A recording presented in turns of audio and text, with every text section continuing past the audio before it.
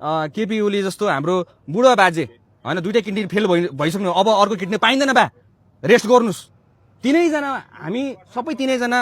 हजुरबाहरूलाई चाहिँ हामी के गर्छौँ युवा पुस्ताबाट चाहिँ प्लिज होइन खुट्टा मिच्ने मौका दिनुहोस् आफ्नो परिवारलाई त्यो बुढा भएको खुट्टालाई तपाईँ किन हिँड्नुहुन्छ यति साह्रो किन दुःख दिनुहुन्छ अब आनन्दसित बेसमा बसेर चाहिँ नाति पोनातीसँग खेलेर होइन अब एउटा नयाँ नेपाल हुँदैछ है बाबु भनेर आशा देखाएर होइन उहाँहरूलाई कुनै दिन यस्तो समय आयो तिमीले आवाज उठाउनुपर्छ है बाबु भनेर सल्लाह दिएर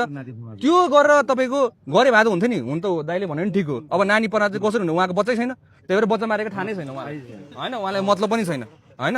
हामी त रेडी छौँ हेर्नुहोस् कोही हामीलाई आइलाग्छ भने जेन्जीहरूमा यति म हजुरको मिडिया मार्फत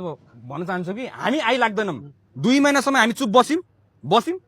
नि त होइन हजुरले काहीँ हामीले आन्दोलन गरेको देख्यौँ ठुल्ठुलो आन्दोलन हामीले केही पनि गरौँ सानोतिनोहरू तपाईँको देख्नुभयो होला तर ठुलो आन्दोलन हामीले कहिल्यै पनि गरेनौँ किनभने अहिले समय ठिक छैन देशलाई निकास चाहिएको छ भनेर हामीले नगरेको होइन तर कुनै दिन हामीमा आइलाग्यो भने चाहिँ त्यो दिन विश्वास राख्नुहोस् कि त्यो दिन हामीले जनता उतार्नु सकेनौँ भने म झुन्डेर मर्नु तयार छु होइन त्यो दिन हामी यस्तो मानव सागर उडाउँछ कि अनि यो पेट्रोल र मासु भातले हुनेवाला छैन एउटा नेपाली नागरिक भएको नाताले मात्र हुनेछ आफ्नो देशलाई माया गरेको हिसाबले मात्र आउनेछ त्यो मान्छेहरू त्यही भएर हामीलाई चलाउने काम नगर्नुहोस् 2 दिनमा डिस्कर्डमा 1.5 लाख मान्छे जम्मा गर्न सक्ने हामी हिम्मत भएको मान्छेहरू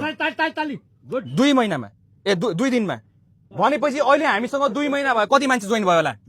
अब सुदनजी अन्तिममा छ अन्तिममा जस्तो यहाँले केही दिन अगाडि नै भन्नु भएको थियो रवि लामिछानेले न्याय पाउनुपर्छ उहाँलाई न्याय दिनुपर्छ भनिरहँदा आज भेटेर आउनु भएको छ अब के भन्नुहुन्छ उहाँ जेल मुक्त हुने अथवा त्यो कानुनी पाटो त होला अब के हुनुपर्छ अनि यसको लागि तपाईँको अब यस्तो छ नि तपाईँको सुरुमा गएर अब यसको फाइल के छ कस्तो कस्तो भएको छ यो फाइलहरू त बुझ्नु पर्यो नि त हामीले अब यतिकै तरिका मैले अब तपाईँको व्यक्तिगत रूपमा त होइन नि त अहिले त हामी एउटा सङ्गठन भएको छ नि जेन्जीहरू पनि तपाईँको होइन 1-2 जना टुकफुट हजुरले 10-20 जना तपाईँको मिडियामा आएर तपाईँको उफ्रेको देख्नु होला तर 100 जना मान्छे ल्याउनुलाई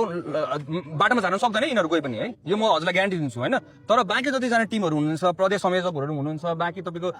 वडासम्म हाम्रो लेभलसम्म पुगेको छ सबैजना सल्लाह गरेर तपाईँको एटलिस्ट फेरि यो सल्लाह तपाईँको केपी ओलीको पालामा कुनै कसैको पालामा हुँदैन तपाईँको हाम्रो सल्लाह एकदम फास्ट हुन्छ कम्युनिकेसन च्यानल उहाँहरूको जस्तो त्यो चिठी पत्र काट्ने चलन छैन हाम्रो होइन एकैछिनमा टक पारेर कुरा हुन्छ हाम्रो चाहिँ होइन नयाँ पुस्ता हो नि त हाम्रो नयाँ स्टाइलमा आउँछ त्यही भएर हामी यो कुरा सल्लाह गरेर तपाईँको प्रधानमन्त्रीसँग कुरा गरेर यसको लागि पहल गर्नुपर्नेदेखि लिएर यसको साँच्चीकै अन्याय भएको छ भने एउटा छानबिन समिति ठुलो गठन गरेर उहाँलाई अझै फेरि हुन्छ नि अब यसको बारेमा सत्य तथ्य पत्ता लगाएर तपाईँको दुवै पक्षलाई न्याय दिने हिसाबमा चाहिँ हामी अगाडि बढ्छौँ